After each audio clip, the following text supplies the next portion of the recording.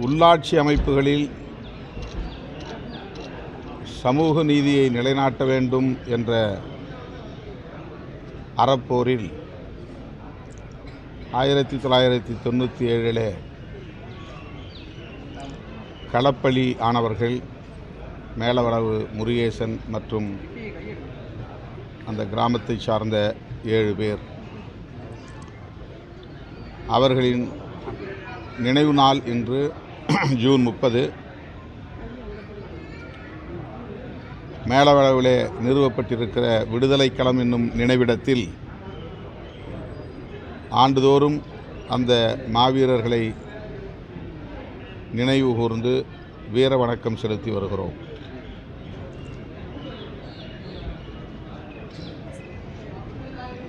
உள்ளாட்சி அமைப்புகளில் இடஒதுக்கீடு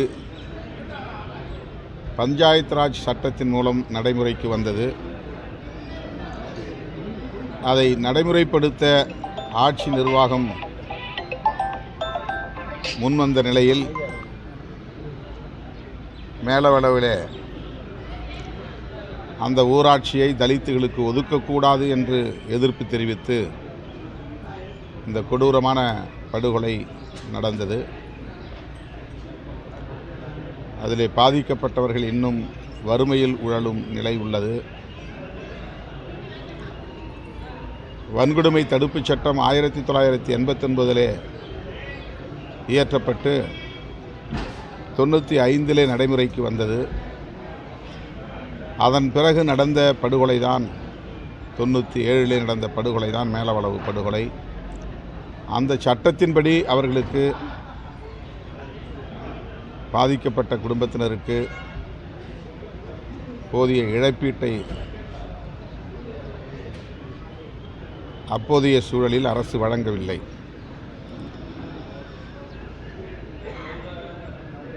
அந்த சட்டத்தை நடைமுறைப்படுத்துகிற வகையில் அவர்களுக்கு உரிய இழப்பீட்டை வழங்க வேண்டும் என்று அரசுக்கு கோரிக்கை விடுத்தோம். அந்த கோரிக்கை அப்படியே நிலுவையில் இருக்கிறது. மீண்டும் அரசின் கவனத்திற்கு இதை முன்வைக்கிறோம். வன்கொடுமை தடுப்புச் சட்டத்தின்படி அன்றைக்கு நடைமுறையில் இருந்த வகையில் போதிய இழப்பீடுகளை வழங்க வேண்டும் என்று வலியுறுத்துகிறோம்.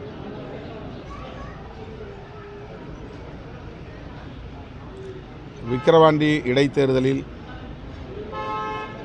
திராவிட முன்னேற்றக் கழக வேட்பாளரை ஆதரித்து 4ஆம் தேதி 5ஆம் தேதி விடுதலை சிறுத்தைகள் கட்சியின் சார்பில் பரப்புரை மேற்கொள்ள இருக்கிறோம். நான் 2 நாட்கள் அந்த தொகுதியில் வாக்கு சேகரிப்பில் ஈடுபட உள்ளேன். கள்ளச்சாராய சாவுகள், நச்சு சாராய சாவுகள் தமிழ்நாட்டில் மட்டுமின்றி இந்தியா முழுவதும் அவ்வப்போது நிகழ்ந்து வருகின்றன.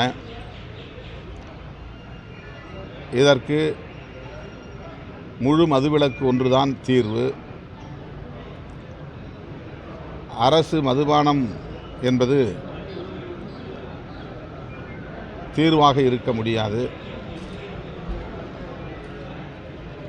நச்சு சாராய சாவுகளால் ஏற்படுகிற பாதிப்பை விட சட்டப்பூர்வமாக அரசு விற்பனை செய்கிற மதுபானங்கள்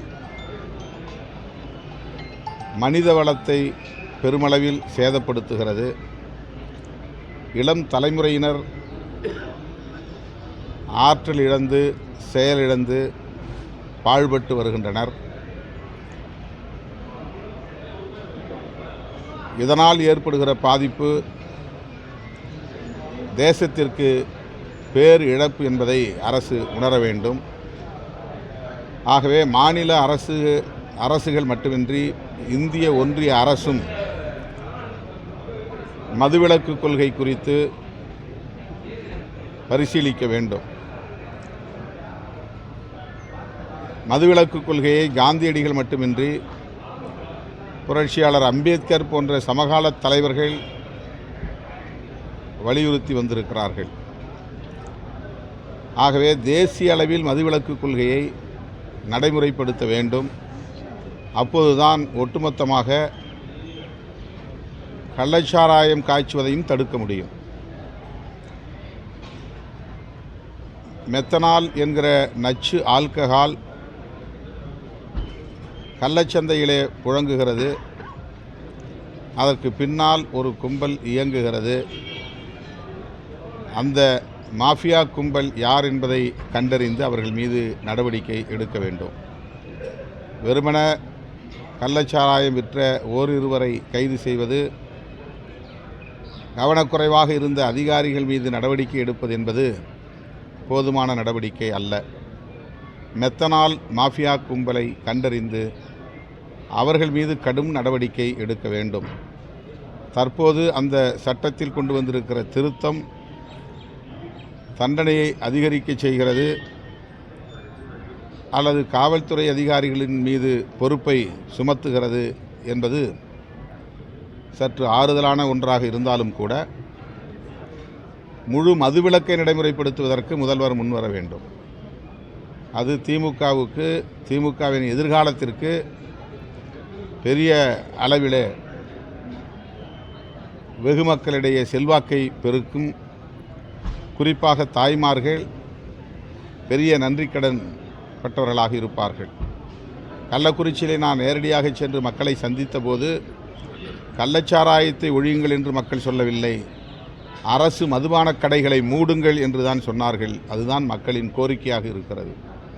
ஆகவே தமிழ்நாடு அரசு, மாண்புமிகு முதல்வர் அவர்கள் அரசு மதுபான கடைகளை படிப்படியாக மூடுவதற்கு உரிய நடவடிக்கைகளை மேற்கொள்ள வேண்டும் என்று வலியுறுத்தி செப்டம்பர் 17 தந்தை பெரியாரின் பிறந்த நாளை முன்னிட்டு மது ஒழிப்பு மகளிர் மாநாட்டை விடுதலை சிறுத்தைகள் கட்சி நடத்த திட்டமிட்டுள்ளோம். பல லட்சம் பேர் பங்கேற்கிற மாநாடாக அந்த மாநாடு ஒருங்கிணைக்கப்படும். நாளையில் நடைபெற உள்ளது. குடியரசுத் தலைவர் உரை மீதான நன்றி தெரிவிக்கும் தீர்மானத்தில் அனைத்து கட்சிகளும் விவாதத்தில் பங்கேற்க உள்ளோம். குடியரசுத் தலைவரின் உரை மிகுந்த ஏமாற்றம் அளிக்கக்கூடிய ஒரு உரை, உண்மைக்கு மாறான உரை. இந்திய மக்கள் பாஜகவுக்கு அறுதி பெரும்பான்மை, தனிப்பெரும்பான்மை தந்திருக்கிறார்கள், நிலையான அரசை தந்திருக்கிறார்கள் என்றெல்லாம் ஒரு தவறான கருத்தை குடியரசுத் தலைவரே அவையில் பதிவு செய்தது அதிர்ச்சி அளிக்கிறது. கடந்த தேர்தலின் போது பெற்ற எண்ணிக்கையை விட இந்த தேர்தலில் 63 இடங்கள் குறைவு பாஜகவுக்கு. தனி பெரும்பான்மை தனிப்பட்ட முறையிலே பாஜகவுக்கு கிடைக்கவில்லை. அயோத்தியில் அவர்கள் ராமர் கோவிலை கட்டி பல ஆயிரம் கோடிகளை அதற்காக செலவழித்து அதை இந்திய அளவிலே பரப்பி அரசியல் ஆதாயம் தேட முயற்சித்தார்கள். ஆனால் அயோத்தி இடம்பெற்றிருக்கிற ஃபைசாபாத் தொகுதியிலேயே பாஜக படுதோல்வியை சந்தித்தது. இந்து சமூகத்தை சார்ந்தவர்கள் பிஜேபியை வீழ்த்தியிருக்கிறார்கள் ஃபைசாபாத் தொகுதியிலே, அயோத்தியிலே. இதுதான் யதார்த்தமான உண்மை. ஆனால் குடியரசுத் தலைவர் பாஜகவுக்கு தனிப்பெரும்பான்மை வழங்கியிருக்கிறார்கள் என்று ஒரு தவறான கருத்தை பதிவு செய்திருப்பது அவர் எந்த அளவுக்கு பாஜக சார்புள்ளவராக இருக்கிறார் என்பதை உணர்த்துகிறது. மேலும் அந்த உரையில் ஆக்கப்பூர்வமான தகவல்கள் எதுவும் இல்லை. நாடாளுமன்றத்தில் மீண்டும் ஓம் பிர்லா அவர்கள் சபாநாயகராக தேர்ந்தெடுக்கப்பட்டிருக்கிறார். அவரும் ஒரு சார்பாக செயல்படக்கூடியவர் என்பதை முதல் நாளிலேயே உறுதிப்படுத்திவிட்டார். ஆளுங்கட்சிக்கு சாதகமாக ஆளுங்கட்சி விரும்புகிற கருத்துக்களை அனுமதிப்பதும் அதை பதிவு செய்வதும் அவருடைய அணுகுமுறையாக இருக்கிறது. இவையெல்லாம் இந்த 18வது மக்களவைத் தேர்தல் முடிவுக்கு பிறகு நடந்திருக்கிற கசப்பான அனுபவங்கள்.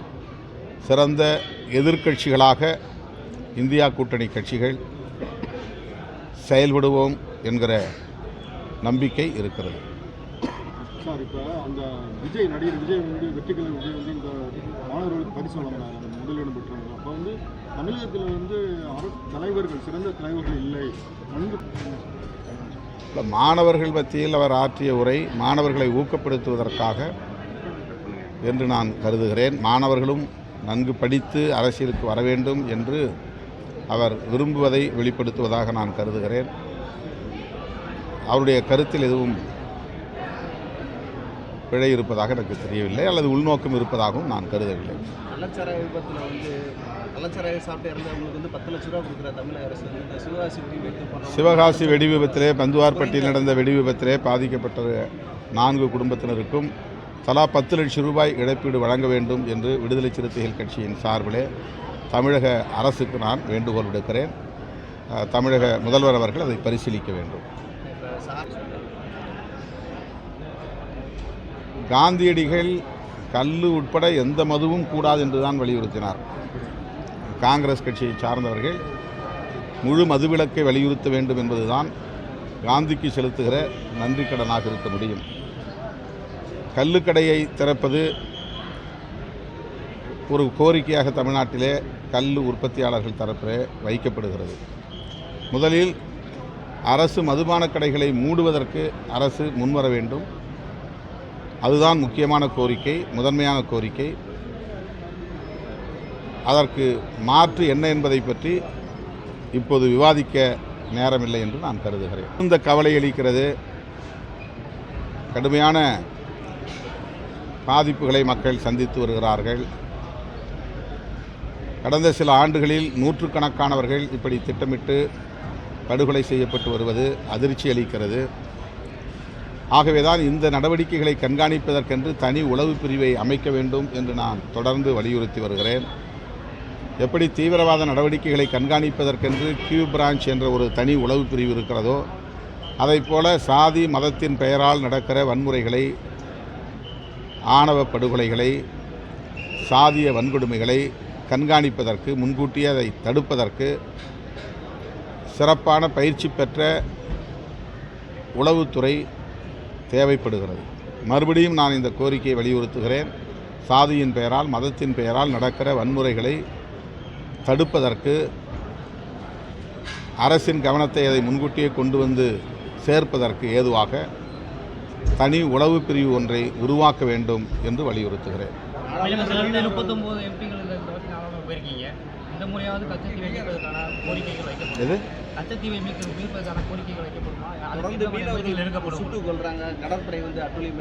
அரசு அதை எதிர்க்கட்சிகளின் கோரிக்கைகள் எதையுமே பொருட்படுத்துவதில்லை. எந்த கோரிக்கையை முன்வைத்தாலும் அந்த கோரிக்கைகளை அவர்கள் ஒரு பொருட்டாக கருதுவதில்லை. அவையில் பேசுவது மட்டுமல்ல, நேரடியாக சென்று சில கோரிக்கைகளை மனுவாக கொடுத்து வற்புறுத்துகிறோம். அந்த கோரிக்கைகளை கூட அவர்கள் செய்வதில்லை. எதிர்க்கட்சிகளை ஒரு பொருட்டாக எடுத்துக்கொள்வதில்லை என்பதுதான் யதார்த்தமான உண்மையாக இருக்கிறது. நாடாளுமன்றத்தில் ராகுல் காந்தி பேசுகிறப்ப மைக் ஆஃப் பண்ணாங்க. அதை பற்றி எதிர்க்கட்சிகளோட கருத்து. நீட் தொடர்பாக பேச வேண்டும், குடியரசுத் தலைவர் விவாதத்தை ஒத்திவைக்க வேண்டும், பிரதமர் இதில் கலந்து கருத்து சொல்ல வேண்டும் என்று ராகுல் காந்தி அவர்கள், எதிர்க்கட்சித் தலைவர் ராகுல் காந்தி அவர்கள் ஒரு கோரிக்கை வைத்தார். அவ்வாறு எடுத்துக்கொள்ள முடியாது என்று பதிலளித்த சபாநாயகர் அவர்கள் தொடர்ந்து ராகுல் காந்தி அவர்கள் பேசிக்கொண்டிருந்த நிலையில் மைக்கை ஆஃப் செய்தார்கள். அந்த நேரத்திலே எதிர்க்கட்சி தரப்பில் கடுமையான எதிர்ப்பை பதிவு செய்தோம். இது வழக்கமான ஒன்றுதான், வாடிக்கையான ஒன்றுதான்.